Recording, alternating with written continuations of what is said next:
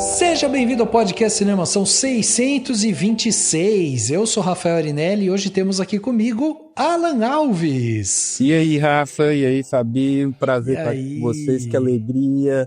Tô aqui de volta. Muito bom, sempre muito bom, foi muito divertido. Pois é, e dessa vez você, Alan, é o objeto de estudo aqui. Polêmica, vem aí, hoje a gente vai causar. Grandes polêmicos. Polêmicos falando óbvio. Não, tô brincando, também não chega a chutar. Pois é, olha só, tem muita coisa boa para falar sobre esse tema. E para nos ajudar aqui, temos aqui também a participação da querida Fabiana Lima. Oi, Rafa. Oi, Alan, tudo bem? Tô muito feliz de estar aqui com vocês, discutindo esse tema que não sei se é polêmico, mas vamos polemizar. Onde não há polêmica, a gente cria polêmica. Eu amei o texto, desde quando o Rafa falou pra mim, eu já tinha colocado ele aqui, mas aí eu falei assim, não, vou ler quando eu tiver mais calma, porque eu vi que ele era um pouco maior, né? Uma reflexão maior. Aí eu fui e li, assim, achei maravilhoso. Então, assim, que bom que vamos discutir esse tema, que eu acho que é bem importante de ser discutido. Eu não vejo muita gente falando sobre o assunto também. Não, e para discutir esse tema, eu pensei assim, temos que ter aqui pessoas que são apaixonadas por Eduardo Coutinho. Era um dos critérios. Verdade. Não é? Tem que ser. Pois é. E é isso, meus amigos. Olha só. Então, nós estamos aqui hoje reunidos, né? Justamente graças ao Alan aí, que fez um artigo muito bom chamado Streaming valoriza documentários, mas impõe fórmula para funcionar. Que certamente será aí um ótimo complemento a esse podcast, né? Por isso, já recomendo aqui que você vai lá, dá uma lida, porque o Alan se aprofunda um pouco mais na discussão, né? Traz alguns exemplos e tudo mais. Eu acho que fica muito legal, porque a gente vai falar, né, sobre algumas coisas que apontam no artigo do Alan, mas vamos trazer outras coisas aqui também. Então acho que vale a pena fazer esse caminho. Mas para além disso, né, é inegável que os documentários e a plataforma de streaming foram feitos um para o outro. Assim. Por muito tempo, o cinema de não ficção foi muitas vezes relegado a festivais específicos ou a salas independentes. E hoje o gênero vive um momento extremamente prolífico e se transformou em um fenômeno cultural com o ato de maratonar documentários que se tornou algo, né, super popular no mundo todo e tal. E além disso, surgiu também o formato de docu-série, que ganhou uma enorme popularidade, sendo considerado aí muito mais viável comercialmente, inclusive, do que filmes únicos, né? Agora, no entanto, essa expansão massiva levanta aí questões cruciais sobre o que está em jogo na arte dos documentários hoje em dia, né? Existe realmente um método para documentários no streaming? Será que isso é real, não é? Então hoje eu, a Fabi, o Alan, a gente vai conversar aí sobre como os algoritmos, né, projetados aí para maximizar o tempo de atenção do usuário estão moldando o tipo de conteúdo que é produzido e promovido, né? Estará a busca por engajamento sufocando a originalidade em favor de uma estética de reality show, entretenimento acrítico? Será que os documentários estão perdendo as suas características? Vamos conversar um pouco sobre isso agora, no segundo ato desse podcast.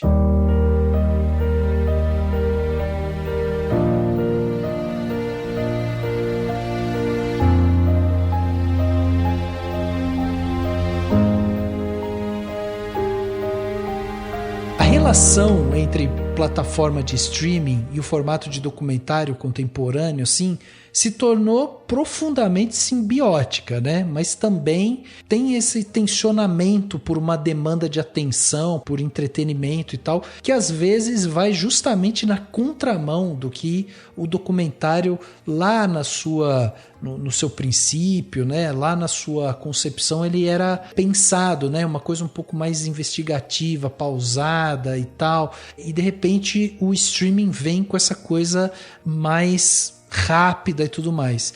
E daí eu queria saber o que vocês acham, porque surge a ascensão aí do docu-série né? Que são documentários divididos, né, por episódios e tudo mais. E essa necessidade de maximizar o engajamento acabam criando essa fórmula de streaming. E aí eu queria saber de vocês se vocês acham que isso é algo que está alterando a própria natureza do documentário ou não. Eu acho que o streaming, assim, ele tá alterando muito, assim, muita coisa. Da linguagem mesmo do cinema, sabe? De como se faz cinema, séries e documentários entram também nesse rol. E eu acho que o que a gente vê, e que eu acho que o Alan, inclusive, aponta lá no texto dele, é que existe talvez uma convergência entre a linguagem do documentário, né, com a linguagem televisiva. De uma coisa mais reality show mesmo, assim, eu sinto, sabe?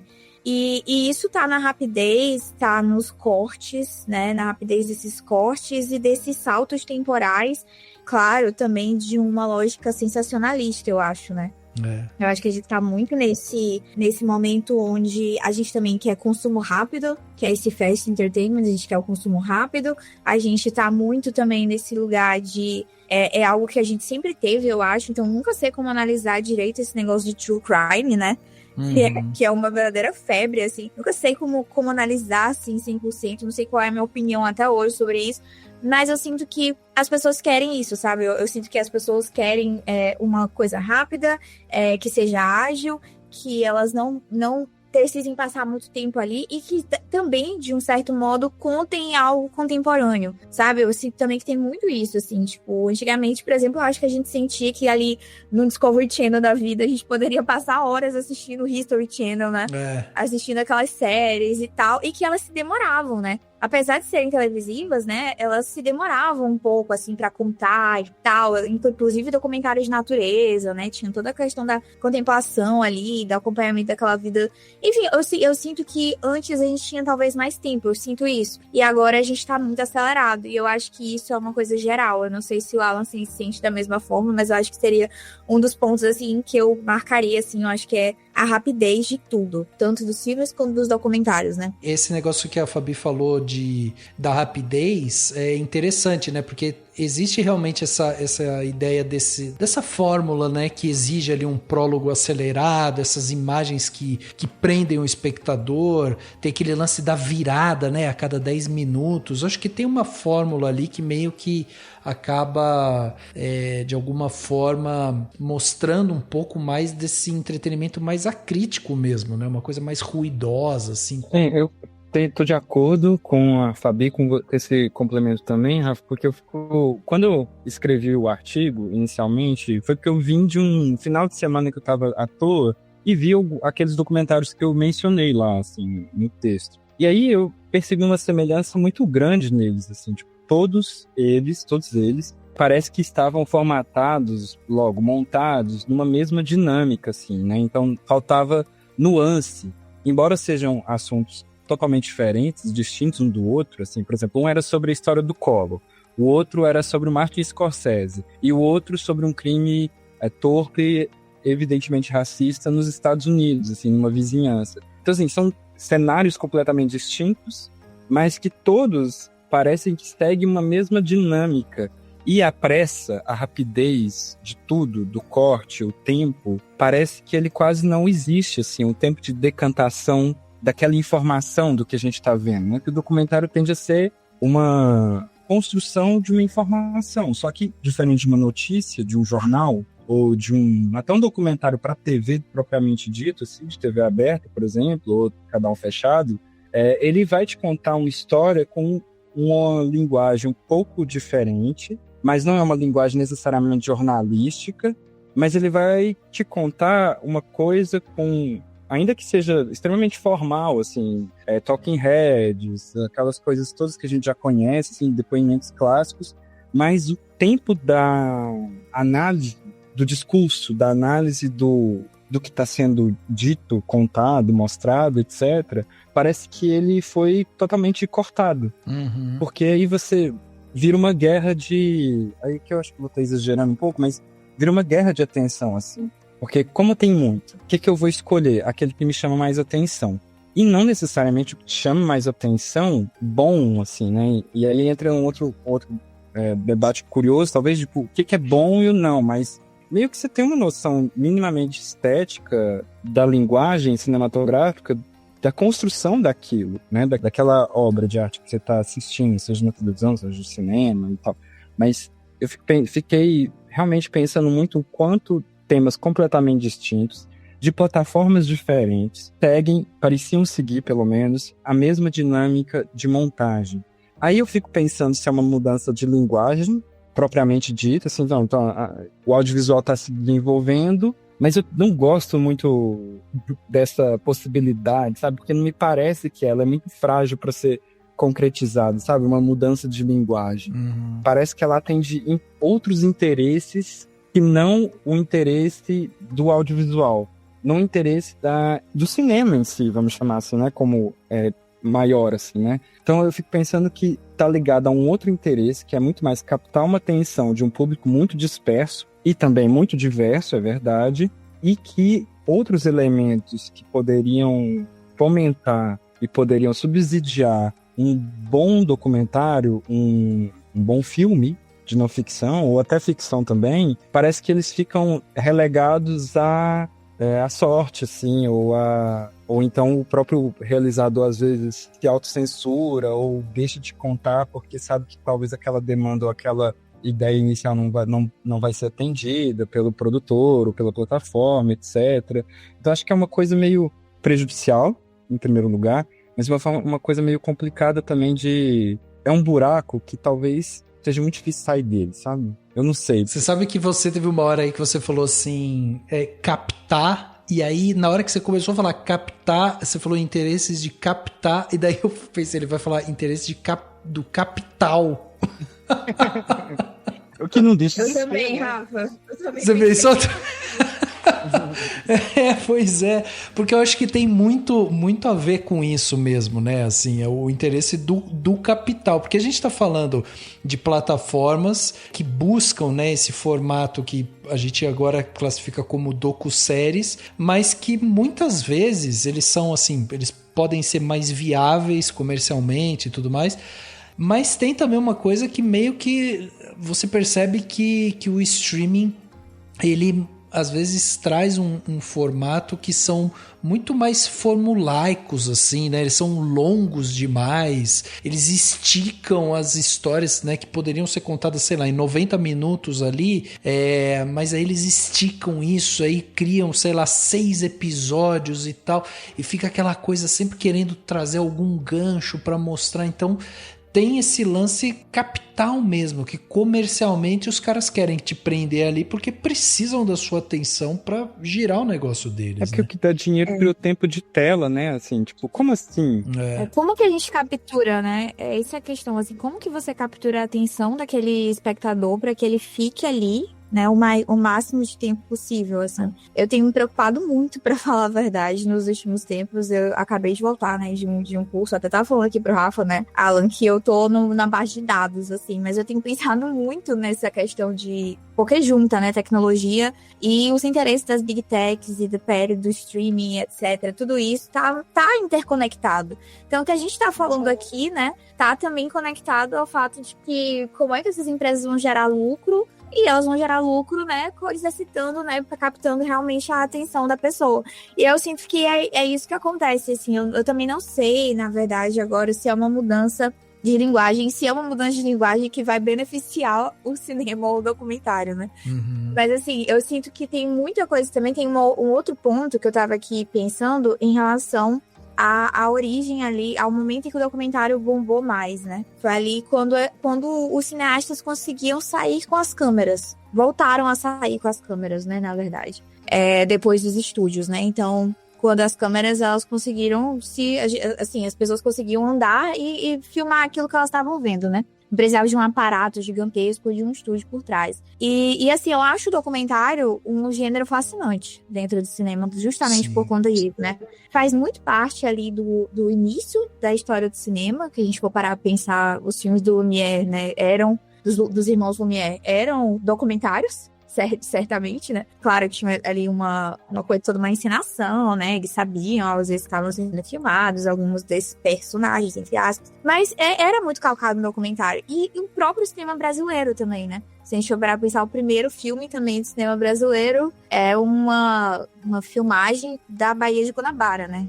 Então, assim, tudo isso remonta, assim, para a história do documentário, que é extremamente rica. Então, a gente tem vários tipos de documentário ao longo aí da história do gênero, que o Bill Nichols, né, vai retratar ali naquele livro clássico do Introdução ao Documentário, que eu acho maravilhoso, e a partir disso, talvez a gente possa estar se deparando com uma nova forma de documentário, talvez um ultradocumentário explicativo, né, talvez, não sei, um documentário que vá mesmo nessa linha não só de captar a atenção, mas de se explicar, né, de ser tão moroso, justamente isso que o Rafa falou, ficar muito tempo em uma história só e voltar para os detalhes dela e explicar cada detalhe daquilo e tudo mais, que me lembra realmente a lógica Netflix, assim, de, vou aqui fazer alguma coisa, vou lavar uma louça e vou ver uma docu-série como se fosse podcast.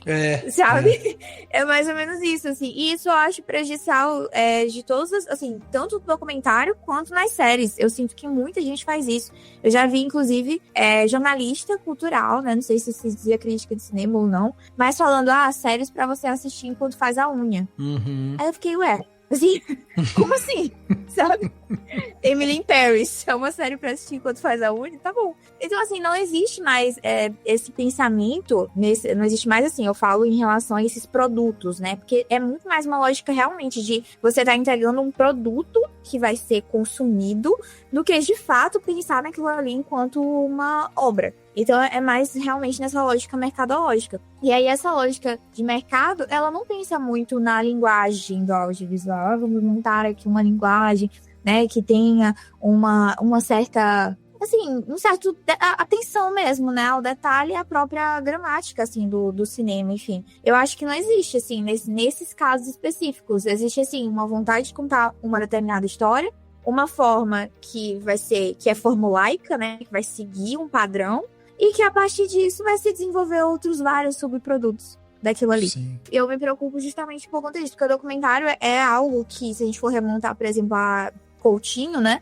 é algo que não só conta a realidade, entre muitas aspas, como muita gente acha. O documentário, ele pode ser uma visão, ele é uma visão, na verdade, te apresenta uma visão de mundo, não necessariamente vai ser aquela que você vai concordar, ele pode muito bem trazer para o debate, ele nem se resolve em si mesmo, né, e por aí vai. Então, assim, não existe uma obrigação, primeiramente, do documentário contar verdades e narrar crimes, por exemplo, da forma mais verídica possível, verossímil possível. E também não tem essa ideia de que ele vai ser totalmente linear. Às vezes existem documentários que não vão ser lineares, né? Eu acho que falta esse tipo de diversidade que vai estimular o pensamento crítico de quem assiste dentro desses subprodutos que não fazem isso.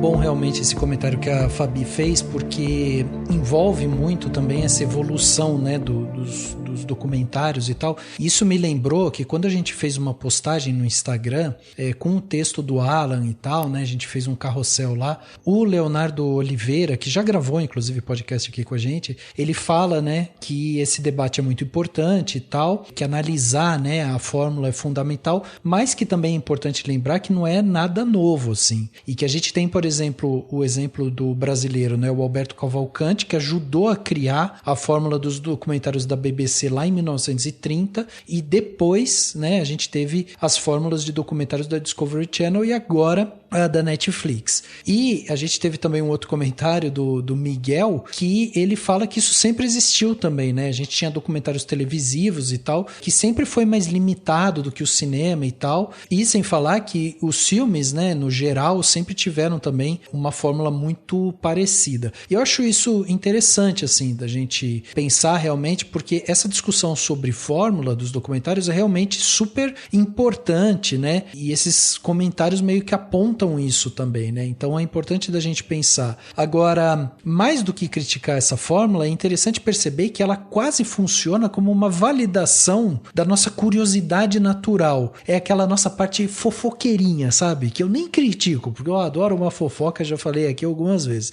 Mas é aquela nossa parte fofoqueira, que adora uma história com um clima de mistério, um suspense, uma reviravolta e tal. Só que agora vem tudo isso embrulhado numa produção caprichada, com alta qualidade técnica, narrativa e tudo mais, que faz com que a gente consuma essa fofoca de uma maneira mais sofisticada, envolvente e rápida também, né? Então por isso que essa fórmula acaba tendo tanto sucesso, né? É esse casamento perfeito entre o interesse humano, genuíno, e a arte de contar a história feita hoje no mundo digital, assim, né? Então, eu fiquei pensando muito nessa... que tanto essa talvez suposta nova linguagem, alguma coisa nesse tipo, assim, não tem a ver também com dificuldade do espectador, justamente por ele estar com a atenção muito dispersa ou dividida demais, em deixar também tudo altamente explicado. Isso tem me incomodado. Eu tenho pensado nisso há muito tempo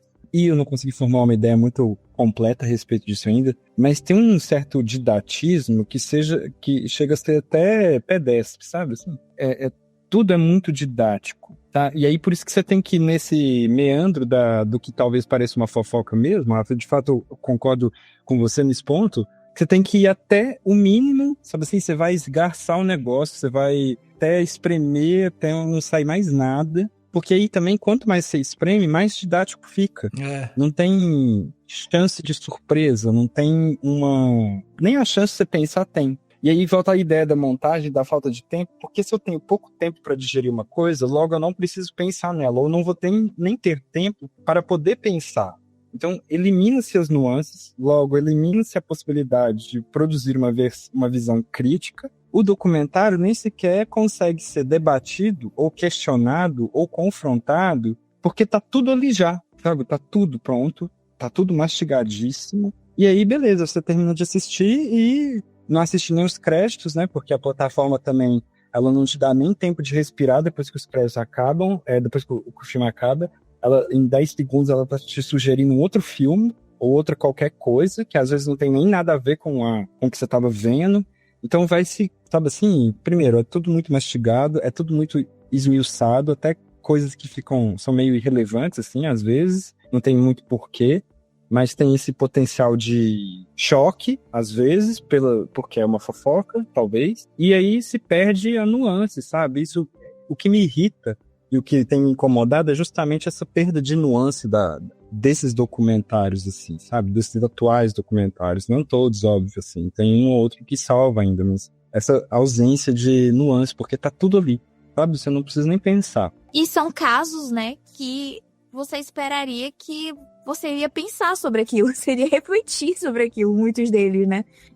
Esse negócio, assim, também me irrita, é o fato de ter uma situação, por exemplo, que até você cita no texto, Alan, essa questão do P. Diddy, né? Saiu todo o caso na mídia, do Jeffrey Epstein também, enfim. Aí sai o caso e aí já tem 2, 3 documentários, docu-séries, né? Em plataformas, às vezes, até diferentes, né? Um na HBO, outro no Netflix e tal. Então, assim, por que essa pressa? Não sei, essa loucura de tentar explicar e tentar desdobrar, enfim, mostrar todo um caso que, às vezes, ainda nem se resolveu, né? Ainda nem tem sentença, ainda nem avançou a investigação direito, mas já existe esse público-alvo que está ali esperando e que vai consumir esse tipo de produto, né? Dessa plataforma. E até mesmo em relação a séries, aí sai a série de ficção, como foi o caso do Jeffrey Dahmer, né? Eu tô falando aqui mais de True Crime porque eu acho que é o maior carro-chefe, né? Dessas docu-séries. Pelo que eu abri aqui a Netflix e coloquei séries, docu-séries, enfim, documentários. Tem muitos documentários de true crime, então aqui eu tô mais focando por conta disso. Mas assim, tem a série de ficção, aí depois sai o documentário, né? Depois sai a docu-série, depois isso, depois aquilo, depois tem outro, aí tem um filme, aí tem isso, aí tem um outro caso, subcaso que parece com aquele. Enfim, vai juntando um emaranhado de coisas. Assim, eu não sei se existe uma... Eu sei que tem mercado, mas eu não sei onde fica o tempo nisso tudo, sabe? E, inclusive, o tempo pra gente refletir sobre o porquê, talvez, às vezes, que a gente tá fazendo tanto produto sobre esses tipos de caso, ou sobre true crime no geral, ou sobre, enfim, essas docu-séries que, como até o Alan também falou, depois que termina, a gente nem... aparece lá, já sobe outra que se assemelha e assim vai engatando. E se a pessoa quiser ficar o dia todo vendo esse tipo de série, ela consegue, assim como ela consegue ver, sei lá, o dia inteiro dorama. Né? Porque o algoritmo tá ali para te favorecer, para te direcionar para aquele tipo de conteúdo. Tem uma coisa que eu fico pensando realmente nesse assunto, porque eu acho realmente complicado, né, esse nosso consumo, né, o consumo desenfreado, e como essas plataformas e essa ascensão dos algoritmos, né, acabam otimizando essas ofertas de conteúdo justamente com base nesses dados, né, que fica ali para reter. E aí entra nisso que a Fabi tá falando, a pessoa fica horas assistindo alguma coisa que de repente ela gosta. E eu acho que isso levanta justamente essa preocupação de que a criatividade, essa originalidade, né, ela acaba sendo sufocada justamente em favor desse conteúdo que já se provou, né, que é popular, né? O documentário ele nasce justamente dessa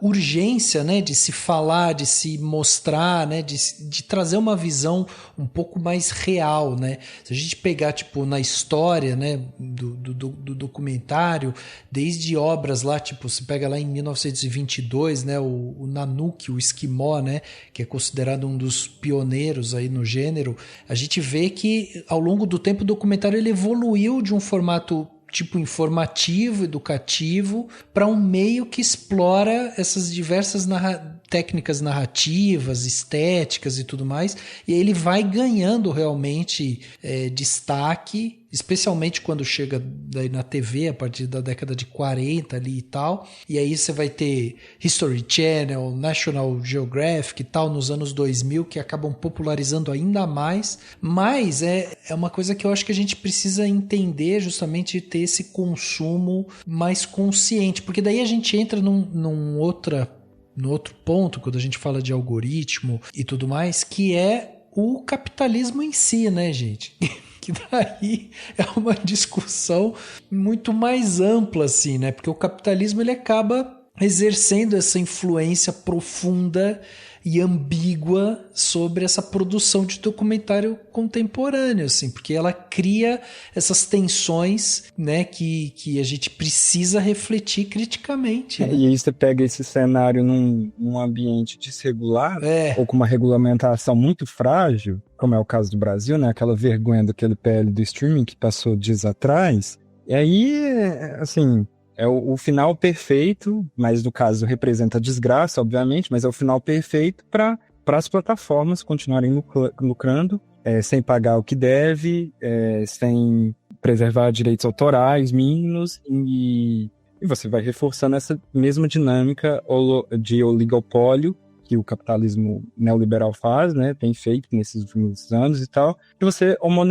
homogeneiza tudo, né? Então, tudo tem a mesma cara, tudo tem o mesmo jeito, tudo tem o mesmo gosto, é tudo mais ou menos igual. Logo, me parece que isso cria um distanciamento muito perverso das situações. Aí eu acho que, complementando um pouco o que a Fabi falou, você tem tanto true crime. Particularmente, eu vou falar uma opinião polêmica, Rafael, posso? Não, lógico. Eu acho true crime uma das coisas mais insuportáveis que eu já vi nascer. Assim, como gênero, entende? Tipo, eu fico pensando assim, gente, vocês estão chamando o gênero true crime. É tão insuportável isso, assim, porque, sei lá, talvez eu exagere aí, por favor, me contenham, mas parece uma certa banalização das coisas, sabe? Assim, você vê o crime horrível, terrível, e aí, de repente, tem fã-clube daquela história, você fica, caralho, galera, o que aconteceu? Esse lance de colocar tudo em true crime é você realmente polir ele, né? Você dá um verniz pra ele de algo que tem um certo glamour ali mesmo, né? Porque se você fosse falar, tipo, chegar e falar assim, ó, isso daqui é um documentário de um crime, é outro peso, né?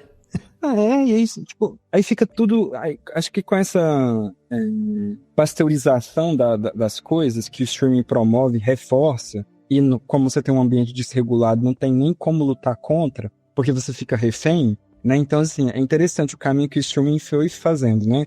Ele nasceu como uma salvação, né? Então, assim, não tem comercial, você vai pagar baratinho, você vai ter todo o acervo do mundo por R$20 por mês, e é isso, você tá livre de comerciais. E você vai ter coisas de todo tipo, tudo diferente. Aí a gente tá em 2025, não durou nem 10 anos essa porcaria dessa era do streaming, e a gente tá falando, parece uma televisão, porque tem comercial igual, sabe assim, comercial pra se tirar da bunda, toda hora tem comercial, se você tiver, então você tem que pagar um preço absurdo, você tem...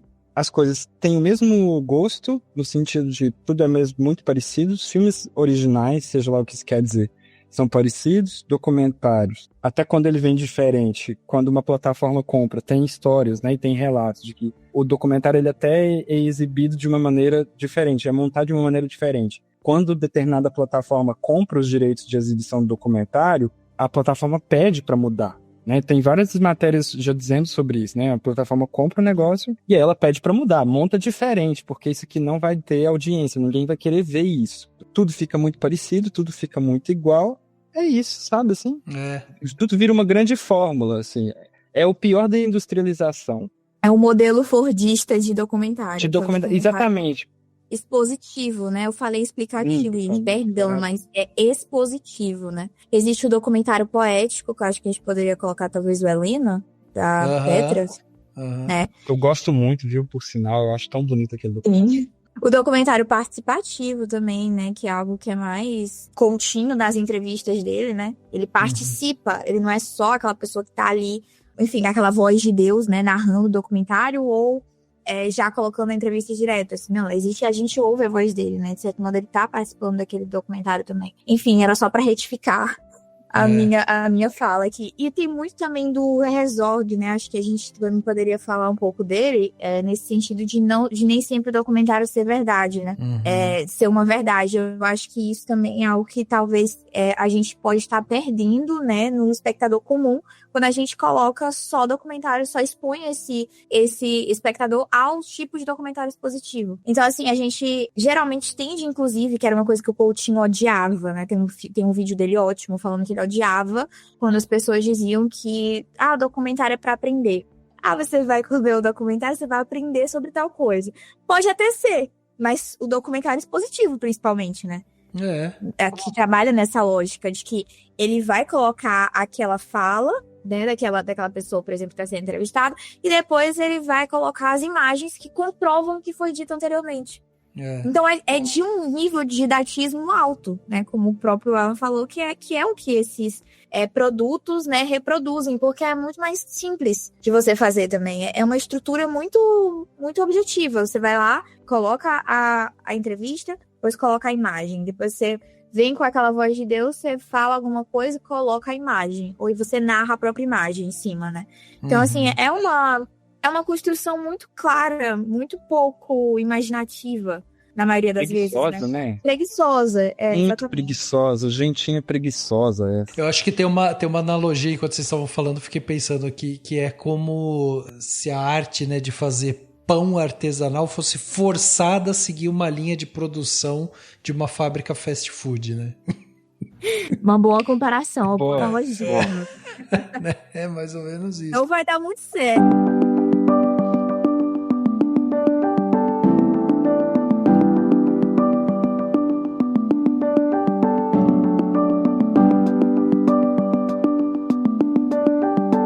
E é engraçado, né? Porque muitos documentários, eles emergem como justamente essa ferramenta de denúncia, né? Denúncia, questionamento das desigualdades, da exploração, né? Da lógica predatória, do capitalismo e tal. E o documentário, por emergir como essa ferramenta de denúncia, ele busca criar essa consciência e provocar justamente os debates, né? Não necessariamente todos fazem isso, mas, enfim, a ideia do documentário é essa reflexão social profunda, né? E quando a gente vê ele realmente entrando numa onda que acaba sendo forçado por essa mão do capitalismo, dessas empresas, conglomerados gigantes de tecnologia, de streaming e tal, que acabam forçando que o documentário siga uma fórmula, você meio que, assim, distorce ele, né? Você acaba fazendo com que o documentário perca um pouco daquela essência. É lógico que vão ter documentários muito bons, é lógico que a gente vai continuar vendo coisas muito, muito boas, vamos continuar refletindo, né, sobre muitos assuntos e tal, mas eu acho que quando a gente fala desse aumento de produção e dessa pasteurização, é realmente intrigante, né? Você vê como o próprio discurso do documentário em si, ele meio que se perde realmente, né? Com essa forma. Essa questão também, né, da velocidade, você tem que fazer muito produto em espaço curto de tempo, porque em um fim de semana você pode ser o mais assistido da plataforma, mas na outra semana já tem mais 10. Uhum. É uma lógica que não para, né? Uma lógica non-stop, assim, de produção mesmo. Você bota, sei lá, 30 séries de uma vez, e aí na outra semana, sei lá, daqui a 15 dias você já tem que colocar outra série, porque já assistiram tudo. E aí ninguém lembra mais de nada. Eu, por exemplo, acabei de ver aqui no catálogo da Netflix que eu tinha assistido a um documentário que é Homicídio nos Estados Unidos, uma família vizinha. Vocês assistiram esse? Não. Nunca nem ouvi falar. Pois é, né? Pareceu com a vizinha que vocês falaram, mas não era. Eu fui lembrar, não, eu não vi esse, eu vi outro. E aí eu encontrei. Pois é, assim, se vocês perguntaram o que foi exatamente o crime, eu não vou lembrar. Eu acho que tinham 4 episódios, eu vi, tipo, em uma tarde, e depois, sei lá, sumiu da minha cabeça, entendeu? Já fui ver outra coisa e sumiu. Então não é o que provoca necessariamente uma reflexão, é como se estivesse vendo... Assim, é um entretenimento mesmo, né? Assim, entretenimento pelo entretenimento, assim, eu não sinto que fica contigo, sabe? Porque eu senti isso com o documentário do Scorsese, a docu-série do Scorsese. Você chegou a ver? Vocês chegaram a ver? Não vi, ainda não vi. Não, ainda não vi, não. Tá na Apple TV, né? Tá na Apple TV. São 5 episódios, contando a história do Martin Scorsese. Olha, eu não lembro de quase nada. Não porque, e aí veja, não que ele é um sujeito esquecível, entende? O Scorsese não é um sujeito, não tem uma história esquecível.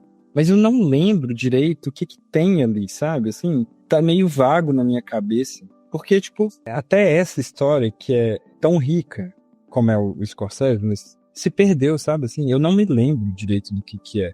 Exatamente qual que é o diferencial do documentário. Eu sei que é uma grande homenagem, de verdade é uma grande homenagem, mas assim, o que mais, sabe? Não tem mais nada ali. Eu não lembro, você falou que viu esse e não lembra, Fábio, eu me lembrei que eu não tava lembrando direito e continuo não lembrando do que é o documentário do Scorsese, assim, são 5 episódios que eu não lembro qual que é a diferença de um para outro, como é que um leva pro outro exatamente, sabe, assim... Porque ele é muito qualquer coisa, assim, até. É bom, é legalzinho, nem é bom, é legalzinho. Mas é isso, sabe, assim, exatamente o que tem de diferente ali, sabe? Além de ser ele. Eu tava dando uma olhada aqui, tipo, em números, né, que eu acho que às vezes eles explicam algumas coisas, e é interessante, né, porque em 2024, por exemplo, foram lançados globalmente 456 filmes, com um aumento aí de 10% em relação a 2023, né? Desses, 197 são filmes brasileiros que tiveram aí um crescimento de 22,4% em produção, mostrando justamente que tem uma expansão, né, do cinema nacional, e aqui eu tô falando especificamente sobre produção de documentário e o mercado cinematográfico global e brasileiro, né? Então a gente está falando de vários documentários, um aumento, né, da produção de documentário em 2024 em relação a 2023 e um aumento também em relação ao Brasil. O Brasil foi um país que produziu muito, né? No mercado de cinema global, a bilheteria deve alcançar aí cerca de 34 bilhões bilhões de dólares em 2025, com um crescimento anual consistente, mesmo após os impactos ali da pandemia e tudo mais. O documentário se manteve muito forte, né? Inclusive, se a gente for olhar lá no histórico, né, durante a pandemia houve um aumento, né? Teve um aumento significativo na produção de documentário, porque também estava tendo o acompanhamento crescente ali do consumo em plataforma de streaming. Eu acho tão interessante da gente ver essa cadeia de eventos, sabe? A gente tem um momento da história que a gente tem uma pandemia. A pandemia obriga todo mundo a ficar em casa. Um dos formatos de menor custo e de que é fácil, né, de você produzir são os documentários. Aí cria-se, não necessariamente assim, não foi uma coisa, né, depois da outra, mas você tem esse histórico. Cria-se nesse período essas docu-séries de uma forma um pouco mais sistemática, assim, e aí, porque é mais barato de produzir, é mais fácil você ir lá e colocar, né, a mão na massa. Inclusive na época de pandemia, né, também era mais fácil de produzir, as pessoas saíam com máscara e não sei o quê, para fazer os seus documentários. Então tem um crescimento de público durante o período da pandemia, encontra-se uma fórmula ali que se populariza, e aí no pós-pandemia a gente tem essa pasteurização para criar um conteúdo com base justamente nessa relação algorítmica que a gente tem com os streamings. É muito doido, né? Você pensar que tem uma cadeia de eventos que isso vai levando ao ponto que a gente está hoje, né? Da maneira que a gente consome hoje. E é lógico que, se a gente for pensar, tipo, é um fato que o streaming injetou muita grana no mercado e que ele deu chance, né, de projetos aí que antes não seriam nem financiados e tal, de aparecerem. E a gente sabe de documentários, né, que foram comprados também por milhões de dólares, e a gente já ouviu falar em valores de 2, 5 e até 10 milhões, né, por títulos recentes e tal. Então, acho que esse dinheiro, né, ele vem com essa exigência que os streamings consideram que as docu-séries são muito mais viáveis comercialmente do que esses filmes únicos, e daí precisa estender um pouco mais e tudo mais. Vocês acham que, apesar da gente estar vendo isso, né, de ter esse histórico da coisa aí se desencadeando dessa forma, vocês acham que a gente ainda tem espaço para um estilo de documentário um pouco mais pausado, um pouco mais pensado, um pouco mais reflexivo, né? Talvez mais obscuro, mais seco, né? Uma coisa com uma visão artística diferente, assim? Ou vocês acham que a grana só vai para esses que se encaixam nesse perfil de audiência algorítmica, assim? O mercado é foda, né, irmão? Sim. Tá bom. É isso. Assim, eu acho que tem, sim, um lado positivo, né, de ter esse aumento realmente na produção dos documentários, no geral, se a gente for olhar de longe. Se a gente for olhar com uma lupa, eu acho que os documentários que eu vi nos últimos anos, e aqui eu falo brasileiros, assim, que realmente chamaram a minha atenção e que trabalhavam o gênero numa linguagem, enfim, que eu achei particularmente mais interessante, menos mercadológica, talvez, né, numa linha menos mercadológica, foi, por exemplo, Incompatível com a Vida. Uhum. Eu achei... Lindo, esse eu amo isso. É lindo demais esse documentário. Mas, assim, é um documentário que não foi lançado na plataforma de streaming, né? Ela fez, eu não sei como é que se deu a produção desse documentário, mas eu sei que ele não foi financiado por nenhuma grande empresa como uma Netflix da vida. Outro que eu gostei muito foi o Alma Negra, que conta a história do soul no Brasil. Ele já é um pouco mais expositivo, mas ele também tem um trabalho de pesquisa gigante, assim, não foi, sabe, aquela coisa extremamente pesquisada mesmo, assim, que você fica, meu Deus, o filme tem quase 3 horas de duração, ele passou no Festival do Rio, Alma Negra do Quilombo ao Baile, exatamente esse o nome do filme, é muito maravilhoso também, um documentário de 2024, né, do ano passado ainda. Então, assim, é um documentário também que eu gostei muito e vai nessa lógica do documentário expositivo, mas com um trabalho, como eu falei, de pesquisa muito maior.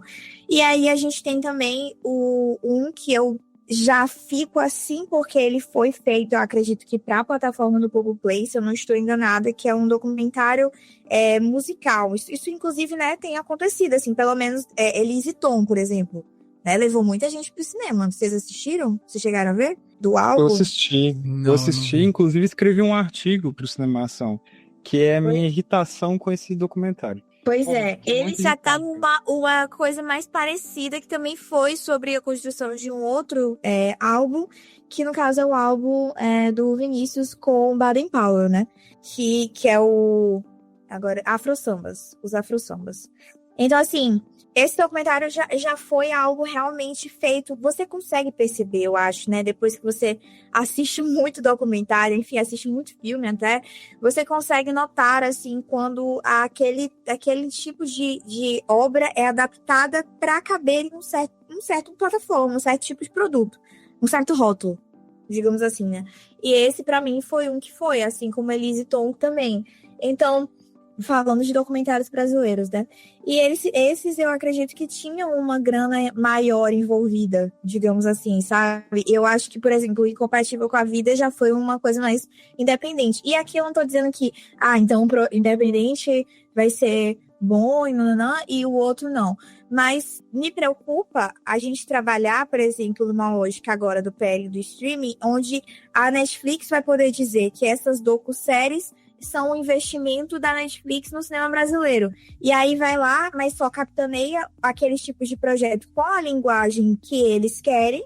E aí, a partir disso, a gente vai ter essa pasteurização muito mais elevada. Por quê? Porque a partir do momento que eles fazem isso, eles recebem desconto. Sim. Na alíquota que eles deveriam pagar, né? Então, assim, isso me preocupa muito, porque a gente tá falando de uma construção de gosto que essas big techs vão participar ativamente e que vão fazer com que gêneros como o documentário, que poderiam e podem, na verdade, ser extremamente ricos e diversos, se tornarem uma coisa só.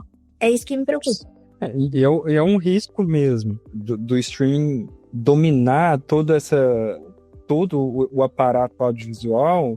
Sabe assim, onde está o mínimo de originalidade, onde está a independência, onde está a experimentação, sabe? Falta experimento, falta experiência, especialmente em documentários atuais, assim. E eu acho que a gente está vivendo ainda a pandemia. Eu não sei, eu sinto que a pandemia só tá fazendo sentido agora. Os impactos dela no consumo, sabe? De tudo, das coisas e tal. Mas é uma hipótese viajada da minha cabeça aqui agora. Só que você falando da pandemia, Rafa, me veio isso, assim, acho que a gente ainda tá vivendo meio pandemia, assim, os impactos reais da pandemia, nesse sentido mais amplo, né, no caso, mais simbólico até, parece que só estão aparecendo agora. Mas eu ainda não tenho nada formulado a respeito disso, não. É só uma suspeita. Assim.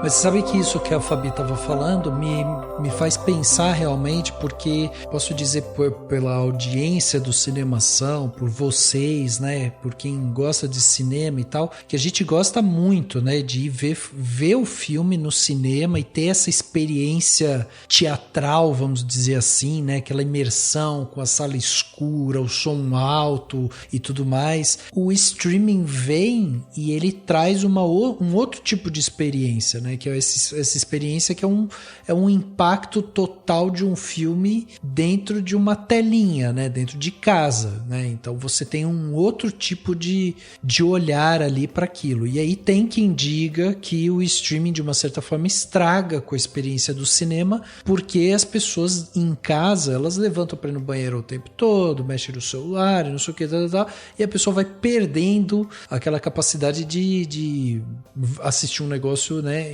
coletivamente, em público e tal, dentro desse ambiente um pouco mais controlado para você consumir aquela obra. Agora, por outro lado, a gente vê que plataformas como a Netflix, por exemplo, ela tem desenvolvido ao longo do tempo, né, um estilo dela para os seus documentários originais. A própria Netflix chama isso de house style, né, o estilo de casa, o estilo da casa, né, que tem ali como ideia, tipo, desenvolver uma coisa de alto valor de produção. Então eles usam técnicas sofisticadas, né, como slow motion, sound design, né, complexo ali, uma edição, né, mais paciente e tudo mais, para que o conteúdo seja visto como um conteúdo premiado, assim, né, um conteúdo premium, né, vamos dizer. Então você tem esse lado, né, dessas big techs colocando uma grana ali para desenvolver algo já não pensando tanto na sala de cinema, né? E aí, pensando nessa qualidade técnica altíssima, né, que Netflix, HBO e tal começam a colocar, que exige tempo e exige dinheiro, né? A gente vê realmente, e aí é uma coisa para se perguntar, né, se isso é suficiente para compensar, por exemplo, a perda da experiência na sala de cinema, né, e garantir que o documentário mantenha esse impacto social, né? Vocês acham que é suficiente, tipo, as big techs botando grana ali para manter, tipo, ter aquela imagem maravilhosa, sabe, granulada, nítida e tal, com aquela cor incrível, mas você tá vendo em casa, né? Você não tá indo ver, tipo, o filme da Petra Costa, você não tá indo no cinema assistir, porque tem problema de distribuição e tal, e aí vem uma Netflix e não, vamos botar na minha plataforma, a pessoa vem em casa. Vocês acham que uma coisa compensa a outra de alguma forma? Eu acho que eles miram muito, primeiramente, né, na primeira parte da tua fala, Rafa, em Oscar também, né, ultimamente. A Netflix tá mirando muito no Oscar, tá querendo se tornar, e já é, na verdade, esse grande exponente, assim, dentro de Hollywood, né? Que é tipo um selo de qualidade, né, Fabi? Exato, ir atrás, né, no caso desse selo de qualidade. Então, eu acho que eles estão fazendo isso já há um tempo. Eu não lembro se Professor Polvo foi o primeiro Oscar da Netflix em documentário, mas é o primeiro que eu me lembro, talvez. Né, esse documentário, acho que era Professor Polvo o nome, né? E assim, depois acho que teve o 20 Dias em Mariupol, que eu acabei nem vendo, pra falar a verdade pra vocês. Mas assim, todos eles, e teve até um tal de Lead Me Home também, que esse eu vi. É sobre pessoas em situação de rua, né, nos Estados Unidos. Assim, eu acho que não é que falte qualidade, às vezes, né? Às vezes, essa qualidade técnica que eles falam, que eles tanto aprimoram, ela existe. Né? Existem as melhores câmeras, melhor captação de som que você puder imaginar, e eles passam isso também para casa, né? Com imagens extremamente, enfim, com alta tecnologia, som Dolby, Atmos e etc. Mas eu sinto que parece sem alma às vezes, sabe? Sim. Parece lavado, parece sem alma. Foi o que eu senti com Lead Me Home, assim, esse documentário específico, que eu tô conseguindo me lembrar agora. E foi um documentário, assim como os curtas documentários deles também, sabe? E parece muito, muito sem alma, parece uma propaganda, a imagem é extremamente limpa. Isso me incomoda, assim, particularmente, tá? Pode, enfim, tem gente que ama e tá tudo bem, mas isso me incomoda um pouco, principalmente quando a gente vai falar sobre documentário. Né, eu sinto que falta um pouco de verdade. E aqui eu não estou falando a verdade objetiva, verdade factual. Eu tô falando a verdade mesmo, enfim, daquilo que é passado, sabe? Nesse documentário, eu não sei. Eu sinto que são todos muito lavados, todos se parecem. É exatamente isso. Eu não sinto que isso importa tanto pra mim. E além disso, eu também acho que o documentário, ele realmente já não passa no cinema. É muito difícil, né? Ele passar, pelo menos aqui no Brasil. Eu não sei como é que é. Ao redor do mundo e tal, mas pra gente aqui quase não chega, pelo menos aqui em São Luís quase não chega documentários, e assim, no cinema. Então a plataforma de streaming acaba sendo a forma de ver, pelo menos pra mim, tá? Pelo menos eu julgo que pra uma grande parte da população brasileira, pelo menos. O documentário, ele tá ali realmente no streaming, então a gente tá sempre vendo documentários no streaming. É muito raro que a gente veja aí esse documentário no cinema. Eu acho que Retratos Fantasmas, por exemplo, foi um documentário que as pessoas foram ver no cinema, porque a gente tava falando do Kleber Mendonça, né?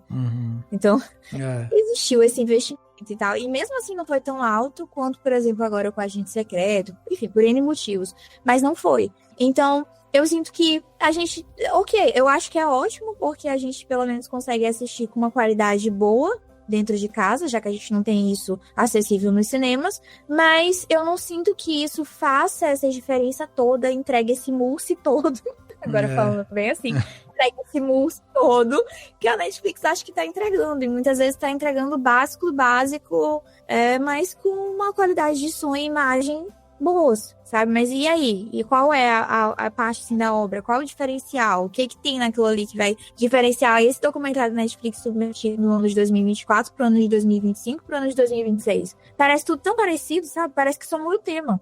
Mas a maneira de filmar e expor aquilo ali, me parece que segue a mesma lógica, assim.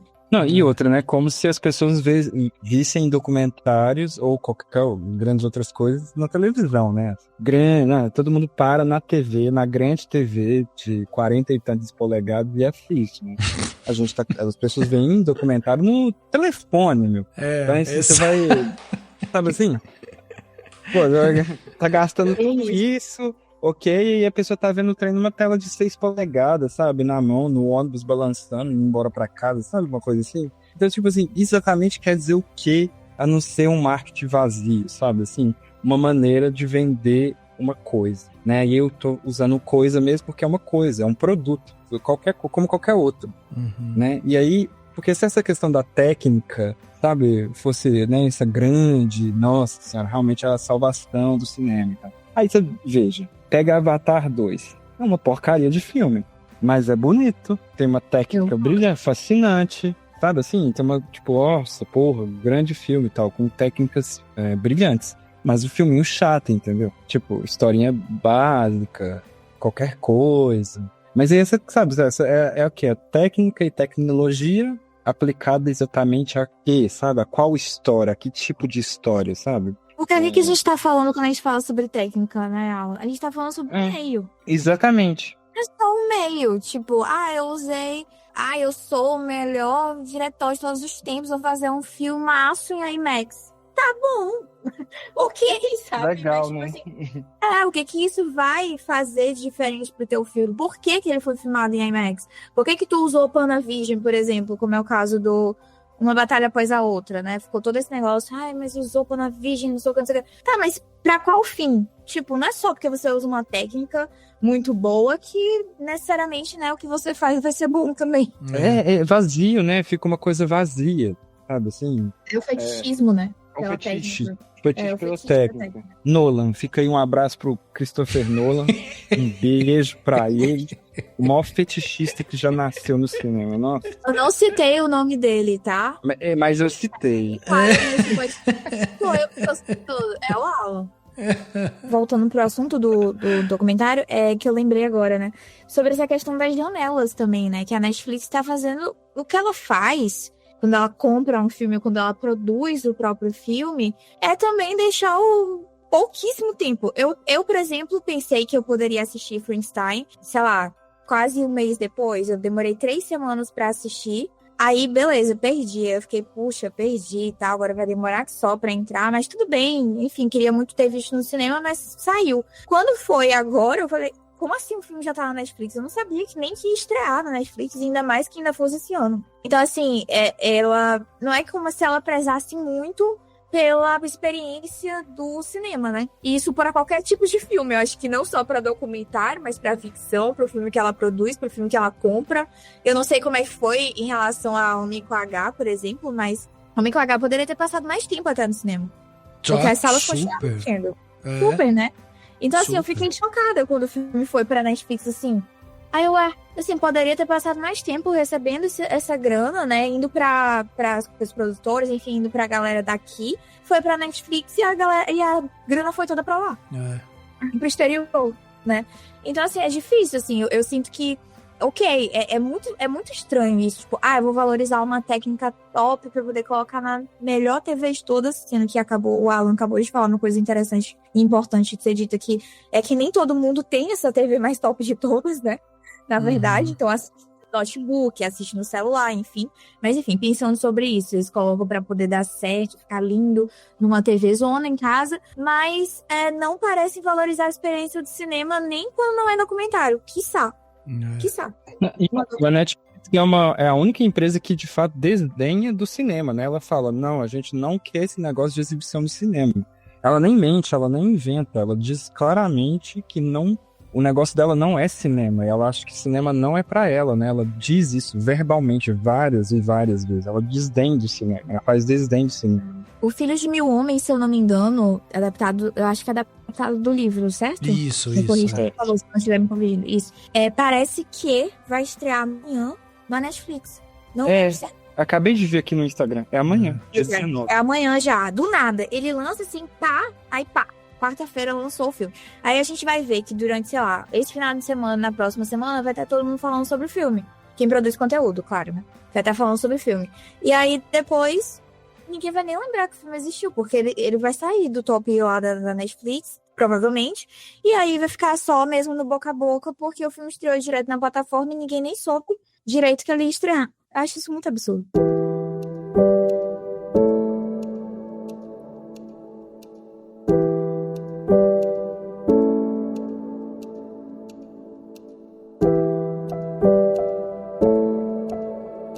Mas eu tava pensando aqui no seguinte, quando eu paro pra pensar nos documentários, tipo os documentários que fizeram a minha vida, sabe? Que passaram por mim e que, enfim, me fizeram ficar apaixonado por documentários e tudo mais. Tem a questão da narrativa, daquela história que tá sendo contada, né?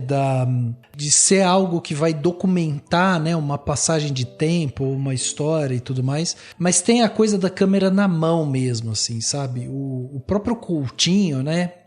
Tinha essa coisa de que a gente via às vezes um pedaço dele, né? Enquanto ele fazia as entrevistas, aquela câmera caminhando junto, né? Com os personagens que ele estava filmando e estava registrando ali e tal.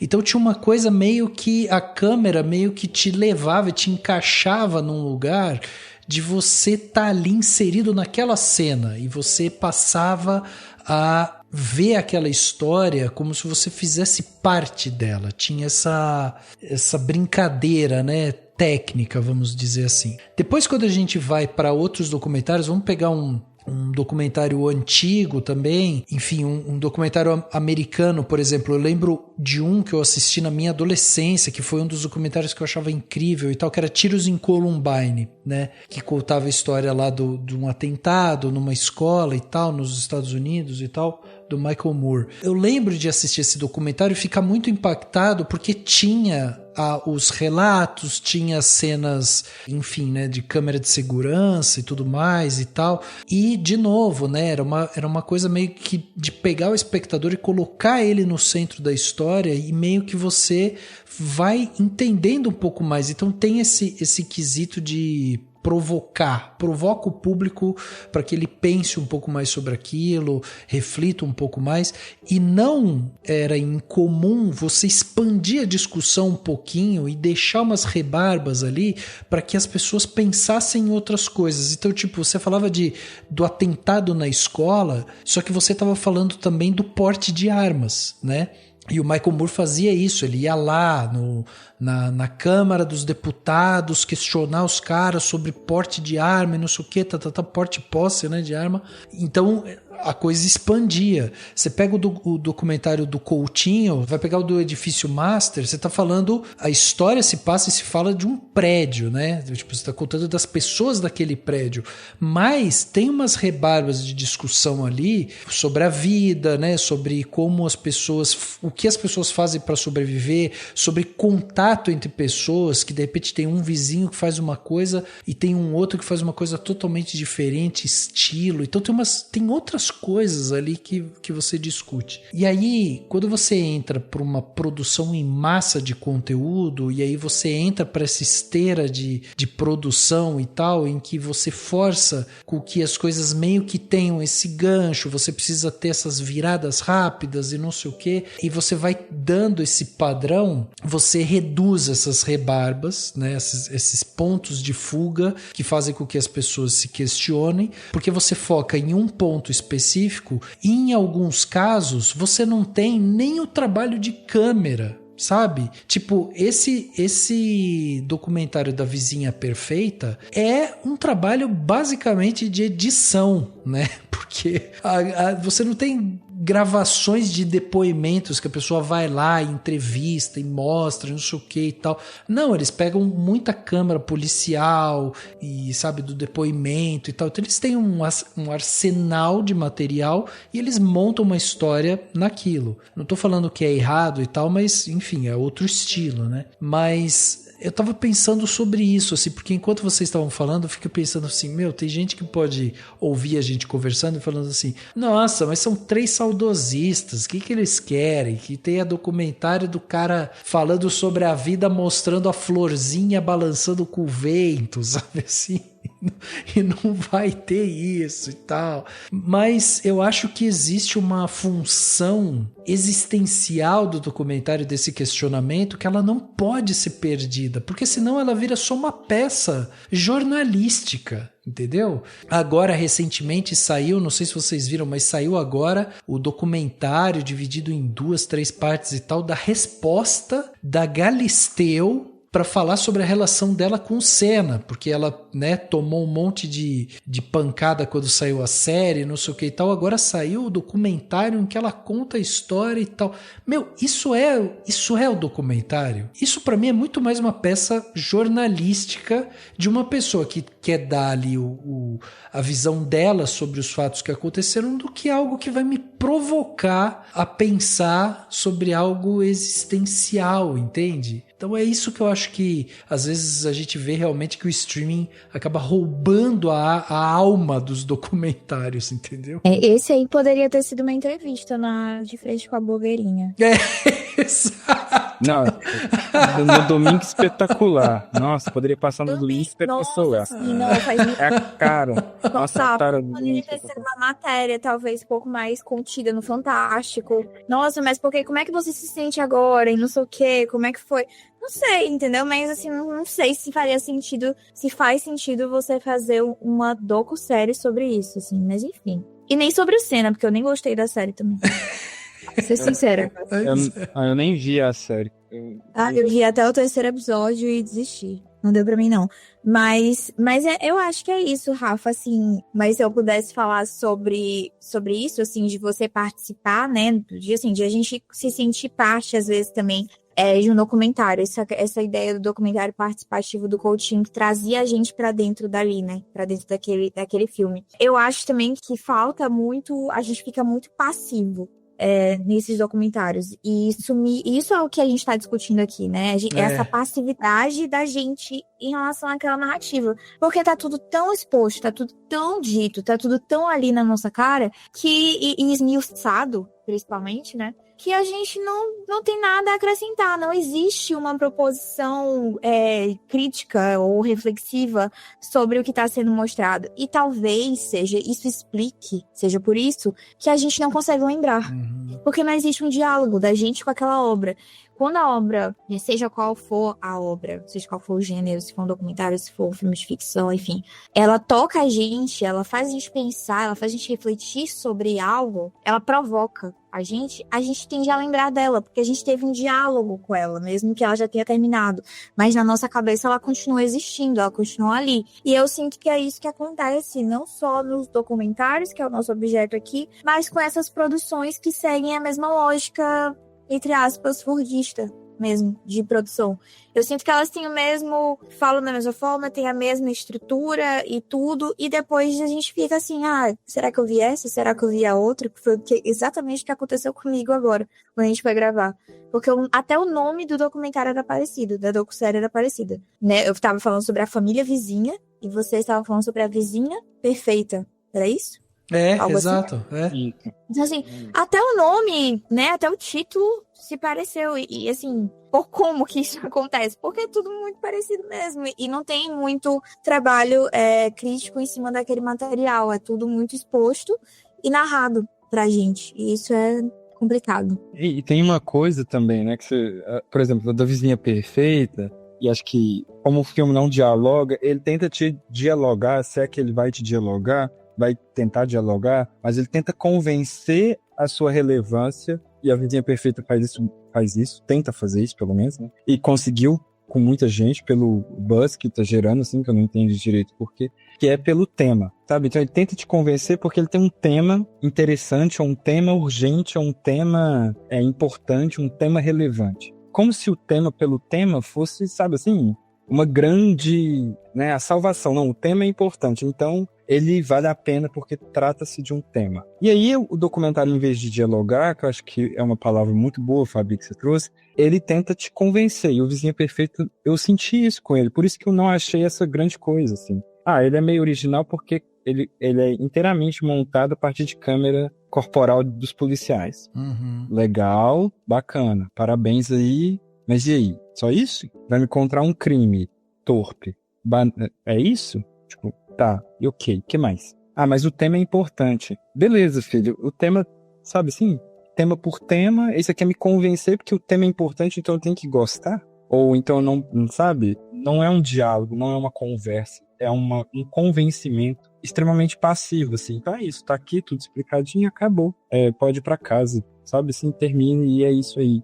E aí eu acho que a gente que escreve sobre cinema, que é crítico de cinema, que não é o meu caso exatamente, mas é o caso da Fabiana, fica meio preso a isso, sabe? Assim, o tema é relevante. Logo, temos que pisar... O filme é bom. Ou então temos que pisar em ovos, sabe? Para poder produzir uma crítica. Porque o tema, ele é relevante. Como se isso fosse, sabe? Uma grande coisa, assim, sabe? Inclusive, Vocês viram aquela pequena coqueluche que deu quando uma professora da USP falou que o Itamar Vieira Júnior não era literatura, nem que a Annie Ernaux era literatura? Vocês chegaram a acompanhar esse rolê? Nossa, acho não que vi.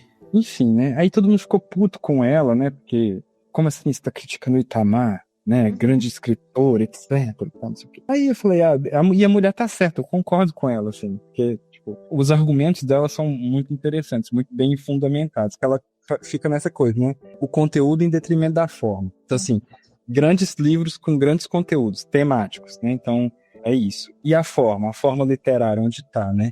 E aí, na Piauí desse mês, de novembro, tem um ensaio que o cara vai contestando um pouco dessa coisa, sabe? Entre forma e conteúdo da escrita.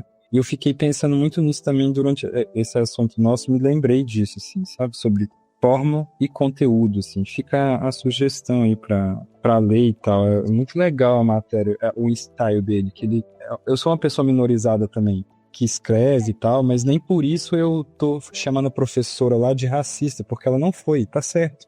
Não é porque o conteúdo é legal que a forma tem que ser desprezada, sabe? Você pode fazer mais, você pode fazer melhor, entende? Dá pra fazer melhor, que acho que é um pouco do que a gente tava falando hoje, né? Tipo assim, vamos, pessoal, se esforçar e vamos fazer melhor, né? Porque a gente que gosta disso fica com essa sensação, sabe? Sim. Esse tema urgente e essa abordagem que é feita nas pressas, né? É feita às pressas, parece que é tudo feito às pressas. Quando a gente tá falando sobre esses tipos de caso, principalmente, como eu citei, do P. Diddy, do Epstein, né? Que atraem uma grande quantidade de pessoas curiosas para poder saber mais sobre o caso e etc. Aí a gente tem isso, assim, eu sinto que é um documentário feito às pressas.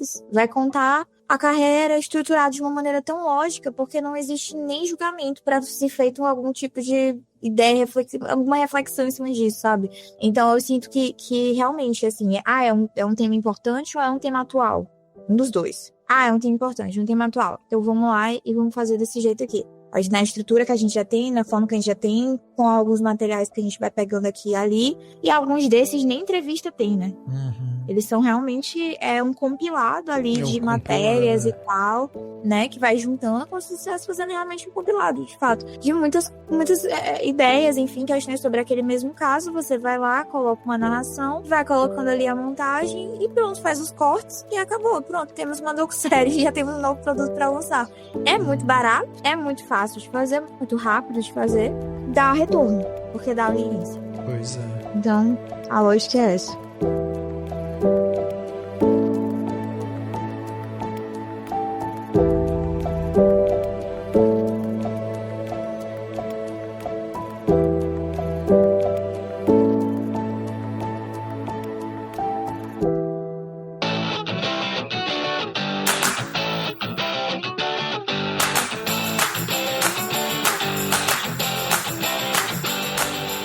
Plano Detalhe da semana, aquele momento que a gente dá dicas para vocês aí, né? Depois de um papo como esse, onde a gente reflete aqui, né, sobre formato, forma, técnicas, mercado e tudo mais. Acho que agora chega aquele momento, né, para você relaxar e pensar em coisas aí diferentes para você assistir ou fazer, né, durante a semana. Fabi, vamos começar com você. O que você trouxe de bom pra gente, Plano Detalhe? Rafa, agora que eu sou CLT, tá ficando um pouco difícil. Eu estou entendendo o que as pessoas falam. Nossa, mas você chega em casa, você quer logo dormir? Eu sim.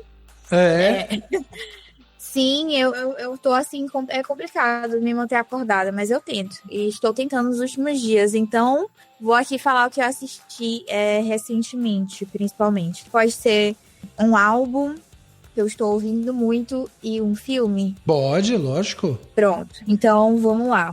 Eu assisti O Amuleto de Ogum, do Nelson Pereira dos Santos, filme de 74. Assisti uma restauração dele no Cine Brasília na segunda-feira e eu achei um filme muito, muito, muito interessante. Assim, talvez seja um dos meus filmes nacionais favoritos. Assim, eu adoro a estética do Brasil dos anos 70, adoro a loucura que era no Brasil dos anos 70.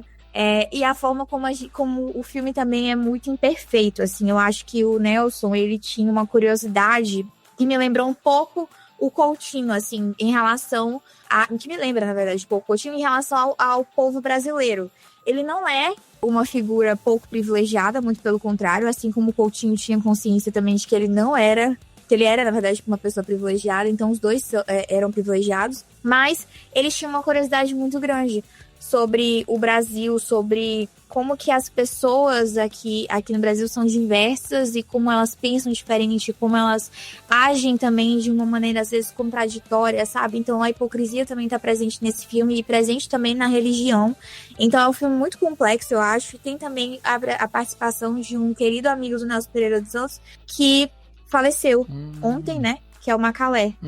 Então, ele introduz esse filme e ele introduz com uma frase que eu achei muito boa, que é: vou começar com uma história verdadeira, eu acho que é assim, vou começar contando uma história verdadeira que eu inventei agorinha. Que aconteceu, que eu inventei agorinha, aconteceu de verdade. Algo assim. Ele é tipo um contador de histórias, assim, meio na rua, sabe? Cara, é muito bom. E o filme é uma história dentro da história dele, no caso, né? Tipo, ele é abordado, ele tá assim, ele é um cego, um músico cego, que tá sendo abordado para ser assaltado. E aí ele vai e fala: não, vou contar uma história pra vocês. E ele tá aqui com o violão dele, né? E começa a contar essa história. E aí realmente o filme inicia através da história dele. Então, muito legal esse filme, da década de 70 mesmo, 74. E eu acredito que deve estar disponível aí nas plataformas, gente. Talvez não restaurado, como eu assisti, que eu tive a sorte, né, de pegar esse filme restaurado. Mas é realmente um grande filme.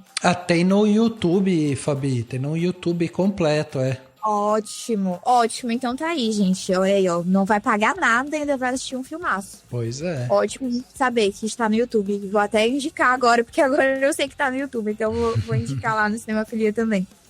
E aí, o álbum que eu queria indicar, na verdade, é o álbum da Hayley Williams. Eu voltei a ouvir.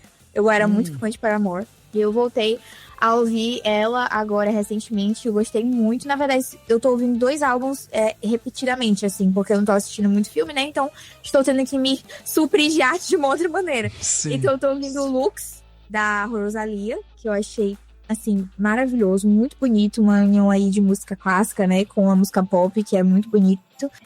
E o Eagle Death era Bachelorette Party, algo assim. Que é o da Hayley Williams. Esses dois, o último álbum, né, no caso da Hayley Williams, ele foi indicado ao Grammy recentemente, é um álbum alternativo. E eu gosto muito das letras da música, ela faz uma crítica muito forte, principalmente à sociedade americana no momento, né, que eu acho que a gente já sabe como é que tá a situação por lá, que se chama, é uma faixa chamada True Believer. Ela faz uma crítica muito, muito interessante, muito boa aí na letra dela, sobre a religião e a hipocrisia lá nos Estados Unidos. É uma letra bastante forte, ela até cantou aí no Jimmy Fallon, eu acho, se não me engano, quando ela foi no Saturday Night Live, enfim. E é muito boa também. Então, assim, esses 2 álbuns é a minha indicação também, junto com o Amuleto de Ogum, Nelson Pereira dos Santos. Estou meio um pop. Muito É bom. pop, mas não tão pop também, pra dar uma equilibrada. É isso, nossa, muito bom, muito bom. Eu vou colocar aqui porque eu tô numa fase agora de procurar outros álbuns pra ver se eu fico menos viciado no Dominguinho, sabe? Que eu tô escutando. Esse é muito bom. Daí eu tô nessas, eu falei, não, deixa eu procurar outros álbuns. Então vai ser ótimo que daí eu coloco aqui já pra eu ouvir. Muito bom. Então lembrando vocês aí, né, que tudo que a gente tá falando aqui vai ter link, né, no post desse episódio ou na descrição, né, dele. Então você pode ir lá, pegar tudo que a gente tá falando, vai ter o nome da pessoa, é só você clicar, você já vai ser direcionado. E você, Alan, o que você trouxe de bom pra gente aí de Plano Detalhe? Bom, hoje eu trouxe um livro que eu estou lendo há um tempo já. Não tem um tempo, né? Mas eu comprei tem um tempo, mas não consegui ler ainda. Mas estou lendo agora. Eu comecei tem umas 2 semanas, mais ou menos. E é A Experiência do Cinema, do Ismael Xavier, que organiza. É uma antologia com vários artigos diferentes e tal. Talvez ele seja um livro um pouco mais complexo, assim, mais dificinho de ler, não tão básico assim, mas vale muito a pena.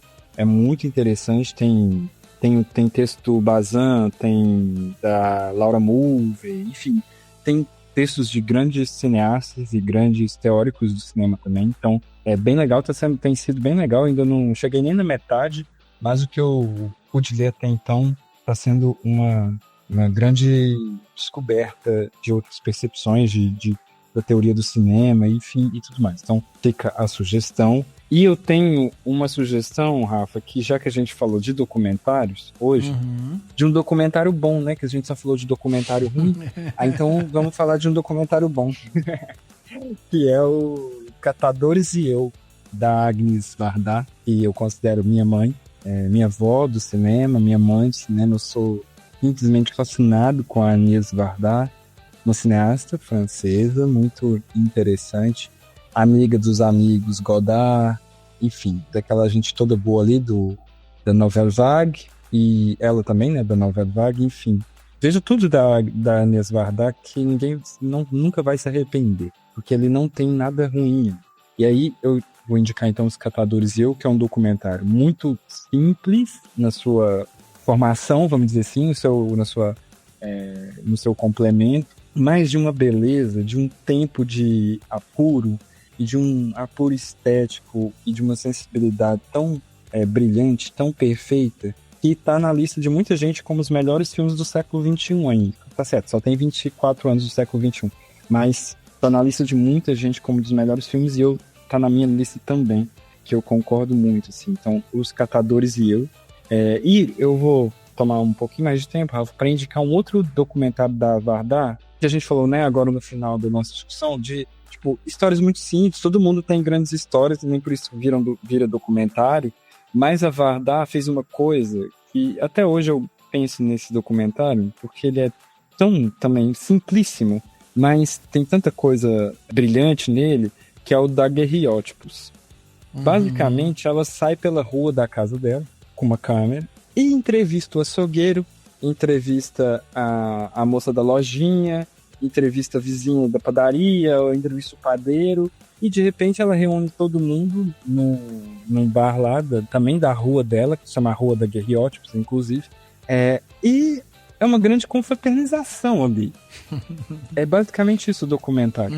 Mas é de uma beleza, é de uma genialidade, Eu e é de amo uma esse sensibilidade. Nossa, eu sou fascinado. Amo os dois. Então... E todos são muito simples, assim, né? Na composição, na formação deles. Mas o Daguerreótipos é justamente para você ver, você tem uma coisa que é o oposto, no bom sentido, de tudo que a gente falou hoje, sabe, Rafa? Desse problema dos documentários, do streaming, da falta do tempo e tal. É um documentário de 1h e 22 minutos, que eu olhei aqui no Google para confirmar. Não é isso, 1h e 20 minutos apenas. E ele parece que tem uma eternidade, no bom sentido da palavra, de profundidade, sabor, de deleite daquelas histórias. E, histórias simplíssimas, sabe? Do açougueiro, do padeiro, da moça da farmácia, que mora tudo ali, trabalha ali na rua e mora na rua ali dela, na Rua da Guerriótipos. É basicamente isso o documentário. E você vê que ele tem tempo e até hoje tem passagens memoráveis na minha cabeça. E ele é só isso. É só ela com uma câmera conversando com os vizinhos dela e fazendo uma confraternização no final do dia, dentro de um barzinho. Fica aí a dica de 2 grandes documentários e do livro que tá sendo muito bom ler também, eu recomendo a todos. Que é para aprofundar um pouco nessa dinâmica, tipo, de exigir um pouco mais, sabe? De que as coisas podem ser melhor, assim. As pessoas teorizam sobre cinema, sobre o audiovisual há muitos anos. Isso é objeto de estudo há muitos anos. Por muita gente que é apaixonada. Então, quando a gente se depara com esses filmes ou com esses documentários que são meia boca, embora possam ter até temas relevantes ou temas interessantes, tipo assim, sabe, dá pra fazer melhor e eu acho que é bom que faça melhor. Não, acho que é uma ótima recomendação, inclusive, para quem quiser entender um pouco mais, né, sobre a cabeça da Varda, né, e sua história também. Acho que fica também uma recomendação interna aqui, né, um alto jabá para você que não ouviu ainda o episódio 396. A gente fez a biografia da Varda, né? A gente trouxe aqui a Isabel Wittmann, a Kel Gomes, né? E a gente falou sobre o início da vida da Varda, falamos ali sobre os estudos dela, né, em Paris e tal, depois as produções, né, dos seus filmes, suas características e tal. Um podcast muito legal que a gente gravou lá em 2020. Então já vai um tempo aí, mas fica a recomendação. E também fica a recomendação de um outro alto jabá aqui, que é o episódio 548, que a gente falou sobre Eduardo Coutinho, né? Esse cineasta brasileiro, talvez o maior cineasta que a gente teve, e a gente gravou aqui com esses dois aqui, Fabi e o Alan estiveram aqui para falar sobre Eduardo Coutinho. Ainda tivemos a presença do Leandro Luz, né, também, que ajudou no papo, e a gente também falou um pouco sobre a carreira dele, como houve, né, o início, suas obras, né, Edifício Master, Jogo de Cena, Cabra Marcado para Morrer e por aí vai. Então é ótimo também para quem quiser entender um pouco mais sobre esses documentaristas, né, diretores aí, cineastas que pensavam o documentário de uma outra forma. Eu posso dar outras 2 dicas, mas eu não vou me estender sobre elas. Lógico, manda ver.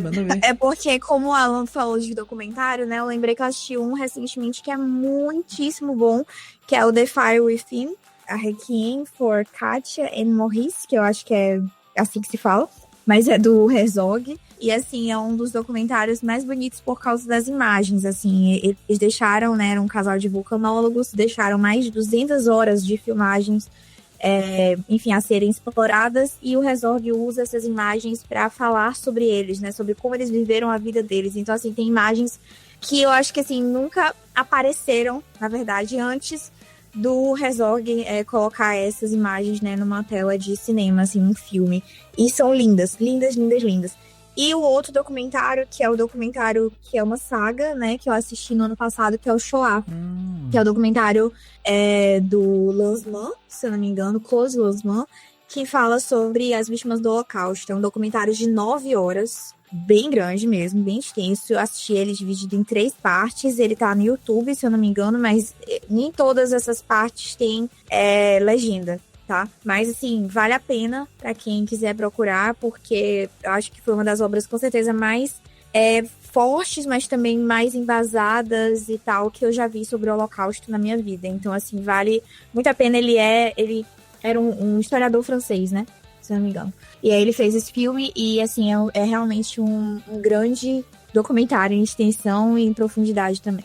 Enfim, minhas 2 dicas aqui. Massa! Pô, eu gostei muito dessas dicas, vou colocar aqui pra eu ver, adorei. E aí, pra fechar o plano detalhe, eu queria trazer, a gente falou aqui tanto, né, sobre docu-série, então eu queria trazer uma docu-série dessas que faz a gente refletir e que eu acho que é uma ótima docu-série que tá na Globoplay, que se chama Glória, né? Glória é uma produção aí, tem como roteirista o Paulo Sampaio, a Antônia Martinho e a direção da Daniela França e do Paulo Paulo Sampaio também. E essa produção é uma produção que traz aí um olhar profundo e sensível sobre a vida e a trajetória da Glória Maria, que é sem dúvida uma das figuras mais importantes do jornalismo brasileiro. E a Glória, ela não é só uma jornalista, né? A Glória sempre me chamou muito a atenção porque ela me parecia ser, e aí vendo a docu-série, a gente vê que ela era mesmo uma força da natureza, assim. Ela tem uma carreira que atravessa décadas, né? Ela marcou a televisão com a sua coragem, com o seu carisma, né? Uma capacidade incomparável de se conectar, né, com as histórias e com as pessoas que ela cobria. E essa docu-série revisita essa trajetória, mostrando não só os grandes feitos profissionais dela ali, mas também esses desafios pessoais, né? As barreiras que ela enfrentou por ser uma mulher negra num ambiente que historicamente, né, contou com pouca diversidade, e a luta constante para manter essa sua voz autêntica e forte. A Glória é realmente uma pessoa assim, que abriu portas. Eu acho que é um marco, né, dentro do nosso entretenimento, do jornalismo brasileiro. É inspiração pura, e essa docu-série aí captura essa essência, né, fazendo com que a gente sinta realmente o impacto dela, não só na televisão, mas na nossa cultura, né? E na forma como a gente entende o jornalismo até hoje. Então eu recomendo demais, tanto pelo conteúdo quanto pela qualidade, né, da produção também. É perfeita para quem quer se emocionar, aprender, né, com uma trajetória de vida tão rica. Tem ali depoimentos de Pedro Bial, Fátima Bernardes, William Bonner, Djavan, Mano Brown, Emicida, Maria Bethânia, só gente assim de quilate ali e tal, e realmente vale muito a pena você ver essa docu-série aí que tá na Globoplay.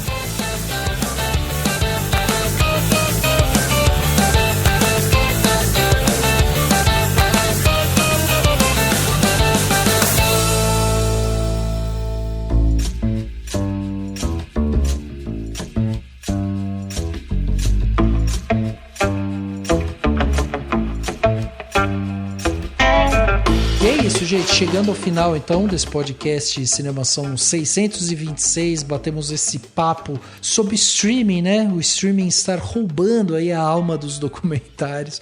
A gente fez esse papo, falamos um pouco sobre, né, a essência do documentário, como é feito e tudo mais. Então é um papo que realmente é necessário, porque é importante a gente pensar, refletir sobre isso, né? Pra gente tentar cada vez mais consumir as coisas que a gente assiste de uma maneira mais crítica mesmo. Então acho que foi muito válido aqui, e tenho que agradecer meus convidados que estiveram aqui comigo me ajudando a fazer esse papo. Primeiro você, Alan, muito obrigado pelo papo, e obrigado também pelo conteúdo, né? Porque quem quiser pode ler seu texto lá dentro do Cinemação, que foi, né, o que inspirou esse podcast aqui. Então tenho que te agradecer duplamente, e por favor deixa e-mails de contato para quem quiser te conectar, mandar as opiniões aí, né, sobre os documentários e tudo mais. Pô, Rafa, eu que agradeço o convite mais uma vez por estar aqui essa semana. O texto tá lá, eu gostei particularmente do texto que eu escrevi, assim, então acho que é um pouco, a gente expandiu ele hoje aqui, mas eu recomendo então que leiam a minha coluna no Cinemação. Esse texto, inclusive, que subsidiou esse episódio de hoje aqui. Fiquei muito contente e agradeço mais uma vez pelo espaço no site. E toda vez que me chama aqui pro podcast, eu fico muito feliz. Pode chamar mais vezes. Então tem minha coluna no Cinemação, a cada 15 dias ou etc e tal, mas sai lá pelo menos 2 vezes no mês tem. Vocês podem me encontrar também no Peliplac, que é sobre Três Graças, a nova novela das 9 da TV Globo, que tá muito divertido, 1000 vezes melhor do que Vale Tudo, aquela porcaria, mas que também tava muito divertido. Mas enfim, estou falando sobre Três Graças depois de um mês no ar. Tem um texto falando sobre a novela que tá de fato muito boa, tem cara de novela de novo. Então tem o Peliplac também, Alan Alves, no Instagram, no Blue Sky e no Letterboxd é @AlanAlvesEu. Tô sempre lá, pode me encontrar e pode mandar mensagem, vamos conversar e continuar debatendo, dialogando, que é o que mais interessa e que é o que é mais importante, acima de tudo. Um beijo, muito obrigado, prazer estar aqui de novo com você então, Fabinho, sempre uma alegria muito grande, foi ótimo. Valeu, Alan, muito obrigado. Obrigado, Fabi, também pelo seu tempo aqui com a gente, por trocar essa ideia. E também deixa seus meios aí, Fabi, como que as pessoas leem você, assistem você, como é que faz? Muito obrigada primeiro pelo convite, Rafa. Eu adoro estar na Cinemação. Nem sei qual é esse episódio que eu tô, assim, se é o 10º já. Eu não sei o que eu participo, né? Mais, porque já faz um tempinho. Já faz um tempinho. E assim, fico muito feliz toda vez. Eu acho que são sempre conversas maravilhosas. Todos os convidados, assim, que eu já tive aqui. O Alan, né? Alan, pelo amor de Deus. A gente só ainda não se conhece pessoalmente, mas a gente é web amigo já faz um tempo também, né? É verdade, de verdade. Bom ponto, vamos lembrar. Então, assim, eu fico muito feliz mesmo. Muito obrigada pelo convite. E, como eu falei, já tô aqui há um tempo, né? Então, vou logo falar da coluna que eu tenho no Cinemação, que é Fabiana Lima. Acho que vocês podem colocar cinemação.com/autor.th e aí vai ter eu lá e os meus textos. O meu último texto foi sobre o Wellington, do Ari Aster, né? Mas também escrevi sobre a natureza das coisas invisíveis, um filme brasileiro que vai estrear, inclusive, nesta quinta-feira. Então, quem quiser ler minha crítica vai estar lá. E, além da coluna de Cinemação, também tenho uma coluna no Peripá, que sai textos semanalmente. E o meu último texto já faz um tempinho. Na verdade, foi sobre Sentimental Value, o valor sentimental do Trier, que é o diretor de A Pior Pessoa do Mundo também. Então, quem tiver curiosidade, o filme ainda não estreou no Brasil, mas estreia dia 25 de dezembro. E, enfim, estou nessas duas colunas escrevendo aí todos os meses. E também estou nas minhas redes sociais, onde eu posto praticamente todos os dias. Na verdade, eu posto todos os dias. Então, estou no Instagram, que é Cinemafilia. E lá na bio do meu Instagram, vocês vão encontrar os links para as demais redes sociais que eu tenho. Porque eu tenho TikTok, eu tenem YouTube, apesar de que tá um pouco morto. Eu tenho X, eu tenho Blue Sky. Então, enfim, tem o Letterboxd também, Fabiana LR. Então, tá tudo lá. Quem quiser me acompanhar, tá lá. E vamos também, assim como o Alan acabou de falar, eu acho que o importante é prolongar a discussão. Então, se quiserem mandar aí uma mensagem para que a gente continue, ficarei feliz. E mais uma vez, obrigada, gente, pelo papo. Muito legal. Valeu, Fabi, muito obrigado. É isso então, gente. Antes da gente terminar, eu gostaria de convidá-los aí para você classificar a gente, né, lá no Spotify. Isso ajuda demais para que a gente chegue a novos ouvintes. Então, basta acessar o Spotify, ir lá e dar as estrelinhas. Isso é bom pra gente porque a gente acaba sendo apresentado a novos ouvintes. E se você curtiu esse episódio, então vamos continuar essa conversa, por que não?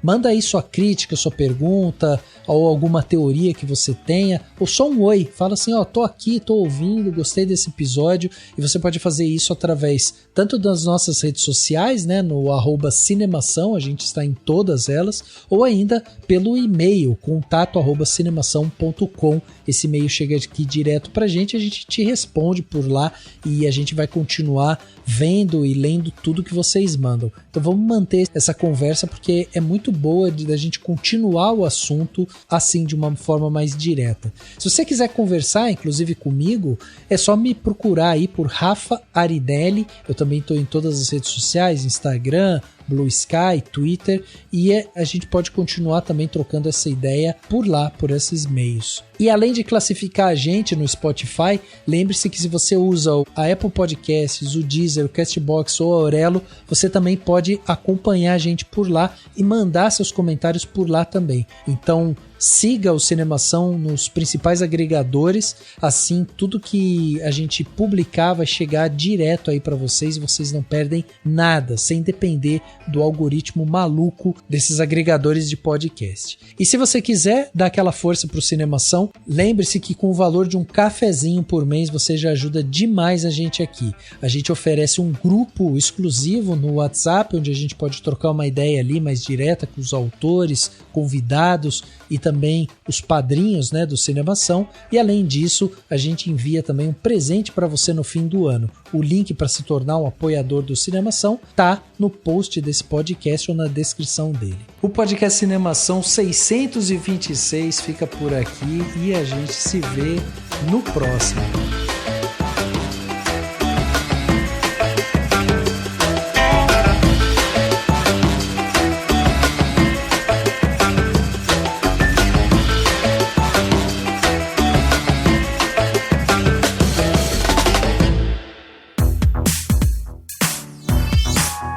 podcast foi editado pela Isso Aí Design.